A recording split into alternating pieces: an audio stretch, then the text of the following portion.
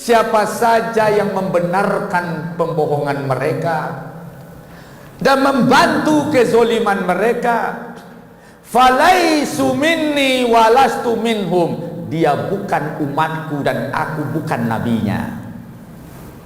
Siapa saja yang membenarkan penyimpangan penguasa, maka engkau bukanlah umat Nabi dan Muhammad bukan nabimu, murtadlah engkau.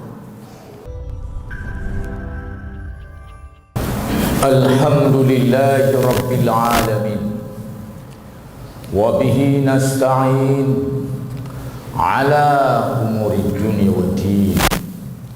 Asyhadu an la ilaha illallah wahdahu la syarika lah, wa nahnu nashhadu anna Muhammadar Rasulullah la nabiyya ba'da.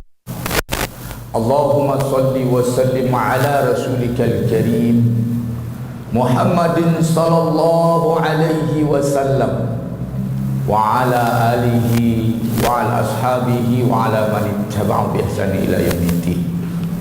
Ibadallah, usikum wa nafsi bittaqwallah, faqad fazal muttaqun. Qala Allah azza wa jalla fil Qur'anil azimil mubin. A'udzu billahi minasy syaithanir rajim. Bismillahirrahmanirrahim. Wa kadzalika ja'alna likulli nabiyyin aduwwan syayatinal insi wal jin yuhi ba'duhum ila ba'd zukhrufal qawli ghurura fazarhum walau syaa rabbuka ma fa'aluhu fazarhum wa ma yaf'alun wa ma yaftarun. Wa kadzalika ja'alna likulli nabiyyin aduwwan syayatinal insi wal jin yuhi ba'duhum ila ba'd zukhrufal qawli ghurura walau syaa rabbuka ma fa'aluhu fazarhum wa ma yaftarun. Sadaqallahul azim. Sidang Jemaah Jumat yang dirahmati Allah, khutbah kita pada kesempatan ini adalah mawa'iz, pelajaran min qisasil ulama, tentang kisah-kisah ulama fi sujunil umara, dalam penjara para penguasa. Sidang Jemaah Jumat yang dirahmati Allah, telah berfirman Allah Subhanahu wa taala dalam surat Al-An'am ayat 112, wa kadzalika ja'alna likulli nabiyyin aduwwa, dengan demikian telah dijadikan pada setiap nabi itu musuhnya, sayatinal insi wal jin, dari kalangan setan manusia dan setan jin. Dari sini sidang jemaah yang dirahmati Allah, kita paham bahwasanya setan itu terbagi dua, yaitu setan manusia dan setan jin. Setan manusia didahulukan pada ayat ini permusuhan kepada ulama dan agama, didahulukan daripada setan jin. Karena ketika bermusuhan dengan agama, dengan ulama, maka setan manusia lebih berbahaya daripada setan jin.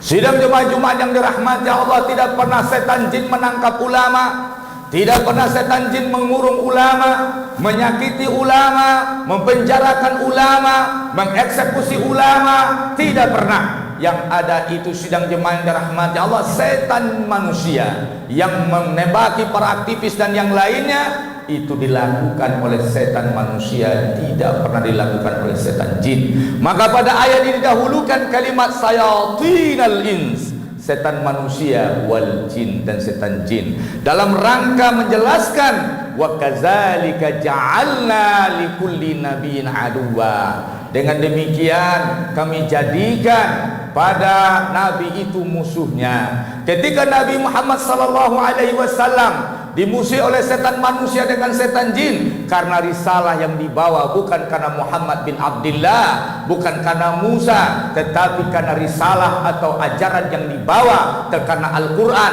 karena sunnah, karena ajaran Allah subhanahu wa ta'ala. Ketika para ulama membawa risalah Islam, ketika ulama bicara tentang Al-Quran, ketika ulama bicara tentang sunnah, maka ketika itulah perlawanan itu muncul dari berbagai pihak yang anti terhadap Islam. Sidang jemaah Jumat yang dirahmati Allah, maka dalam sejarahnya setiap ulama-ulama itu dengan berbagai fenomenanya, ketika dia tidak setuju dengan kekuasaan yang melanggar aturan-aturan Allah subhanahu wa ta'ala, maka banyak para ulama dipenjarakan dalam sejarah. Sidang jemaah Jumat yang dirahmati Allah, Imam Ahmad bin Hanbal dipenjarakan karena melihat suatu gerakan kesesatan yang dilakukan oleh penguasa, penyimpangan agama, ajaran-ajaran yang tidak sesuai dengan Al-Quran dan Sunnah, prinsip-prinsip yang melanggar akidah ditolak oleh Imam Ahmad bin Hanbal. Di mana ketika itu sidang jemaah Jumat yang dirahmati Allah, ketika itu kaum Mu'tazilah mendekati Khalifatul Ma'mun, maka ketika itu Mu'tazilah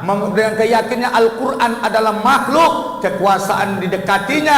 Aliran sesat ini sidang jemaah yang dirahmati Allah berhasil mempengaruhi khalifah, maka ditetapkanlah Al-Quran itu makhluk. Setiap ulama-ulama yang menentangnya maka berhadapan dengan kekuasaan. Jadi sidang jemaah Jumat yang dirahmati Allah, jika aliran-aliran sesat mendekati penguasa, maka gerakan penguasa akan mengotori agama. Ketika itu sidang jemaah yang dirahmati Allah, dipanggil Imam Ahmad bin Hanbal, dipaksa mengatakan Al-Quran makhluk, maka Imam Ahmad bin Hanbal mengatakan Al-Quranu laisa bimakhlukin walakinnahu kalamullah. Al-Quran itu bukan makhluk, tetapi dia adalah kalamullah. Maka sidang jemaah yang dirahmati Allah, diberi waktu untuk berpikir Imam Ahmad, kemudian dipanggil lagi, ditangkap, akan dipenjarakan. Maka keluarganya berkata dan murid-muridnya, wahai Imam Ahmad, kenapa engkau tidak berdiplomasi saja, berpura-pura saja, akui saja dahulu, nanti engkau dipenjarakan dan disiksa. Kemudian ketika itu apa jawab Imam Ahmad dengan prinsipnya yang harus jadi prinsip yang ada para aktivis, para umat Islam, para ulama. Apa kata beliau? Iza ajabal alimu taqiyatan fal jahilu yajhal famata yatabayyanal haq. Jika seorang alim menjawab persoalan agama dengan pura-pura, menjawab persoalan agama dengan diplomasi sesat, fal jahilu yajhal, orang bodoh akan semakin bodoh. Famata yatabayyanal haq, kapan kebenaran akan terungkap. Maka ketika itu pasang badanlah Imam Ahmad bin Hanbal, ditangkap dan dipenjarakan, disiksa sepanjang waktu, disiksa, dicambuk di hadapan orang ramai. Maka sidang jemaah yang dirahmati Allah, Imam Ahmad bin Hanbal dipenjarakan dan disiksa karena persoalan mempertahankan kebenaran akidah. Ada imam sidang jemaah yang dirahmati Allah, jika seorang ulama tidak sesuai dengan prinsip politik, kebijakan-kebijakan politik yang diambil oleh penguasa, maka ketika itu akan dipenjarakan juga ulama. Tersebutlah kisah Syekh Iz bin Abdissalam. Siapa Syekh Iz bin Abdissalam? Dia adalah bergelar Sultan Ulama. Sultan ulama, dia bermazhab Syafi'i, dia menulis kitab Sajaratul Ma'arif, kitab Qawaidul Kubra, dan dialah ulama nomor satu di zamannya ketika belum terjadi perang Ain Jalut, perang melawan Tartar. Maka ketika itu sidang jemaah yang dirahmati Allah, dia bertugas ketika itu seorang ulama resmi, seorang khatib resmi di masjid negara. Ketika itu bekerja samalah pemerintahan Islam Suriah, yaitu khalifah yang ada di situ, dengan orang Tartar tentang jual beli senjata. Sedangkan Tartar menggunakan senjata itu untuk memerangi umat Islam. Tartar ini sidang jemaah yang dirahmati Allah, bekerja sama dengan umat Islam, ketika dengan kerajaan Islam. Apa sikap Syekh Iz bin Abdissalam ketika itu? Naiklah dia ke atas mimbar, dalam khutbahnya beliau berfatwa, siapa saja yang bekerja sama dengan musuh-musuh Islam, yang musuh Islam itu kerjanya berbuat jahat terhadap umat Islam, faqad khana Allah wa rasulah wa khana hasil ummah. Dia telah mengkhianati Allah, mengkhianati Rasul, dan mengkhianati umat ini. Maka sidang jemaah yang dirahmati Allah, gemparlah dunia Islam ketika itu. Penolakan resmi dari Sultan Ulama, ulama yang luar biasa. Ditangkap Syekh Iz bin Abdissalam, dipenjarakan Syekh Iz bin Abdissalam. Ketika itu datanglah kunjungan Tartar, kunjungan antar negara. Ketika itu menjilatlah kerajaan Suriah Islam ini kepada Tartar. Ya Salibiyah, dia mengatakan, ini ada Syekh kami luar biasa, ulama nomor 1 dalam dunia Islam. Dia menghalangi, menentang kerjasama kita, dia menentang perjanjian kita, maka aku penjarakan dia demi kalian. Inilah sifat buruk penguasa muslim, lebih mencari pembelaan kaum kufar daripada umatnya. Maka sidang jemaah dirahmati Allah, bertanyalah utusan Tartar, apakah ini ulama nomor 1 kalian? Iya. Boleh aku lihat dia? Boleh. Datanglah dia ke penjara Syekh Iz bin Abdissalam. Syekh Iz bin Abdissalam sedang baca Quran. Apa kata orang Tartar? Kalau ini ulama nomor 1 kalian, kalau dalam agama kami orang seperti dia dicuci kakinya dan kami minum air kakinya. Ini orang kafir menghargai kiainya, menghargai ulama agamanya. Kalau ini dalam agama kami, kami akan cuci kakinya dan kami akan minum air kakinya itu. Itu pernyataan orang Tartar. Sidang jemaah Jumat yang dirahmati Allah, maka sidang jemaah akhirnya Syekh Iz bin Abdissalam dibuang dan kemudian pergi ke Mesir. Di Mesir dengan muridnya Qutus Wali Muzaffar, maka dia memerangi Tartar.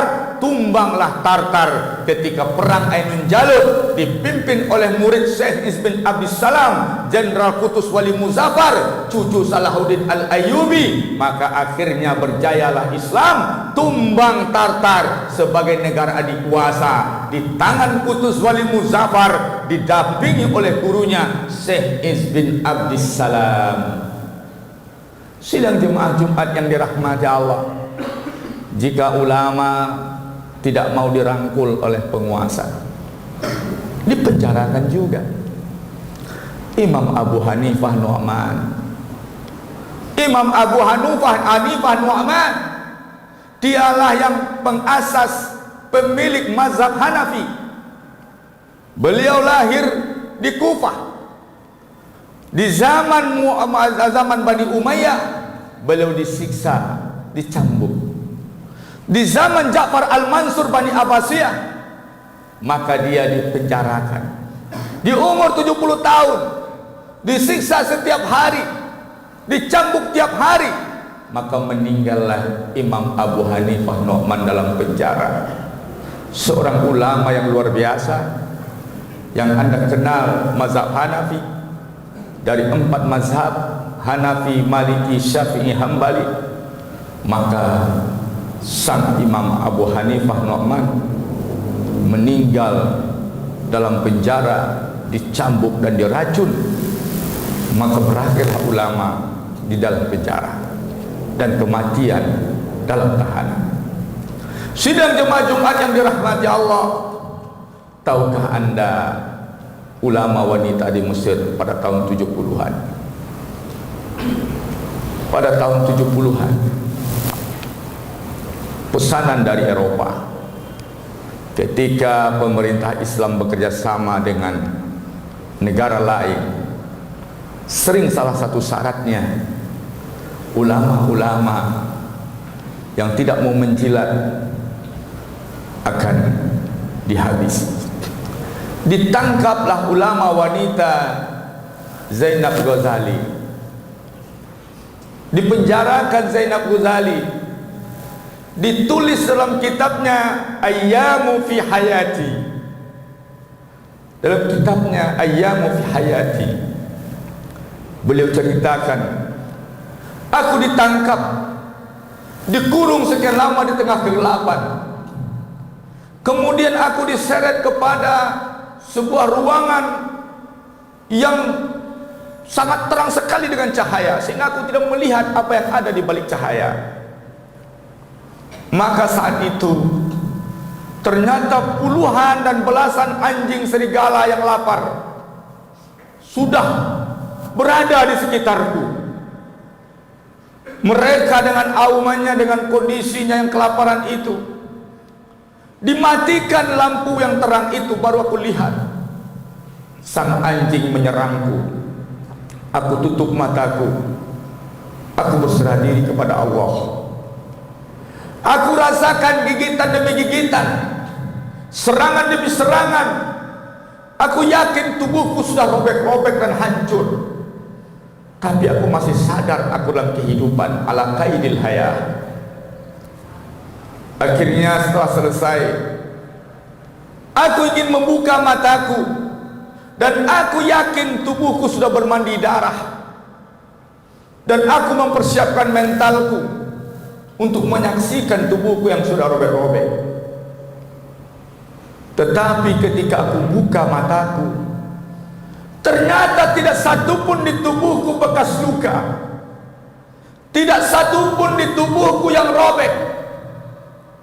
Ternyata anjing-anjing serigala yang lapar itu bersimpuh di hadapanku sambil menggoyang-goyangkan ekornya. Coba dibayangkan, anjing pun pandai menghormati para ulama. Anjing sedang lapar pun tidak mau menyakiti ulama. Aku lihat serigala-serigala lapar itu bersimpuh di hadapanku sambil menggoyang-goyangkan ekornya dan menghampiriku dengan mata yang penuh cinta dan sayang. Anjing pun pandai menghargai ulama. Maka pada tahun 1971 bertukarlah rezim di Mesir. Dibebaskanlah Zainab Ghazali, yang setelah itu setiap saat dia dicambuk, setiap saat dia disiksa. Bahkan ada ulama lain yang tidak pernah dikasih makan, diambillah daging pahanya, digoreng dan dihidangkan untuknya. Al-ulama fi sujunil umara. Jadi untuk jadi seorang ulama yang istiqomah tidak seindah, semudah yang Anda bayangkan.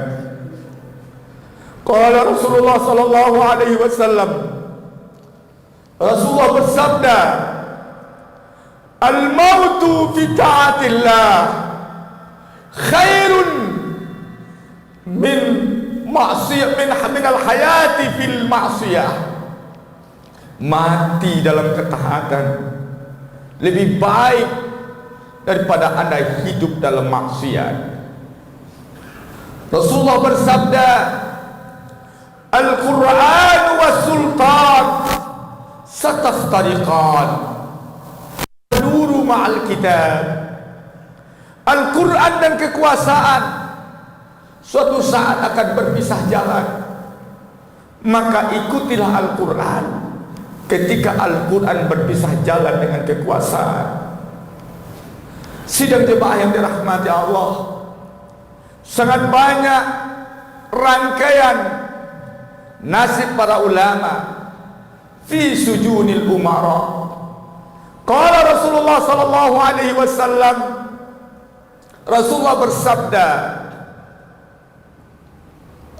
bersabda, yakunu umara, akan datang nanti penguasa setelahku. Iza ata'tumuhum, jika kalian taati mereka, ada khalukum nara, kalian akan dimasukkannya ke dalam neraka. Wa in asaitum, jika engkau engkari kebijakannya, qatalukum, dia akan membunuh kalian. Kata sahabat, ya Rasulullah, Rasulullah, tunjukkan cirinya kepadaku, biar aku lemparkan pasir ke wajahnya, aku ludahi wajahnya. Kata Rasulullah, tidak mungkin. Justru mereka yang akan melempari dan meludahi wajahmu. Akan datang kekuasaan yang betul-betul mengalahkan kekuatan kebenaran. Namun prinsipnya, tetaplah Anda ma'al kitab, tetap Anda bersama kekuatan. Yang penting berada pada kebenaran. Ketika Imam Ahmad di penjara, penjaga penjara memanggilnya. Berkata Imam Ahmad, ya sahibas sijin, wahai penjaga penjara, kenapa engkau bawa aku ke sini? Wahai Imam, aku akan bertanya padamu. Apa kau tanyakan? Tentang hadis-hadis a'wan zulmah, para pembela kezoliman. Kata Imam Ahmad, hadis yang sahih tentang pembela kezoliman sangat banyak. Yang mana engkau mau? Saya bertanya pada engkau, ini ma'murun, saya ini hanya diperintahkan. Jadi orang yang melaksanakan tugas kezoliman di bawah selalu beralasan, saya terpaksa dan diperintahkan. Apakah saya ini min a'wani zulmah, seorang penolong kezoliman? Dijawab oleh imam, lah, engkau bukan penolong kezoliman. Dengarkan hadis Nabi dulu.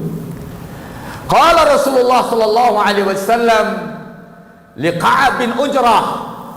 Nabi berkata kepada Ka'ab bin Ujrah, i'azakallahu min umara'i sufaha. Semoga Allah melindungi engkau dari penguasa yang sufaha, yang bodoh, tolol, jahat. Wa ma imaratu sufaha? Apa itu penguasa sufaha? Maka Nabi menjawab, ya Ka'ab, umara sufaha la yahtaduna bihadi. Dia tidak memerintah dengan hidayahku. Wala yastannuna bisunnati. Tidak menerapkan hukum sesuai sunnah-sunnahku. Faman sadaqahum fi bikizbihim wa anahum ala zulmihim.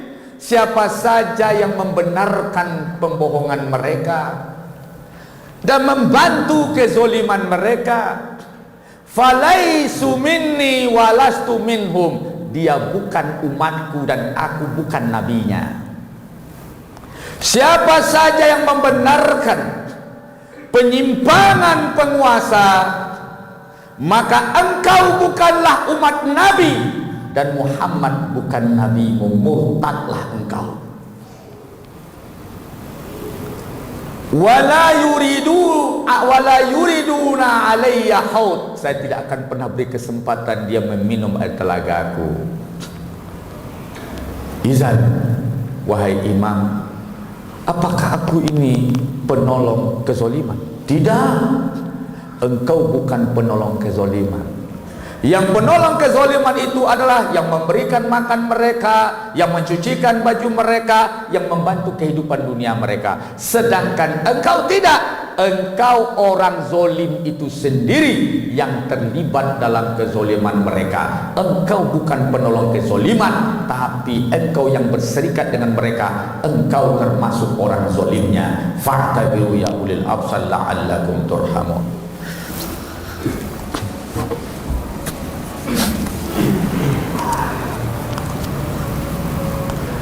Alhamdulillahirabbil alamin.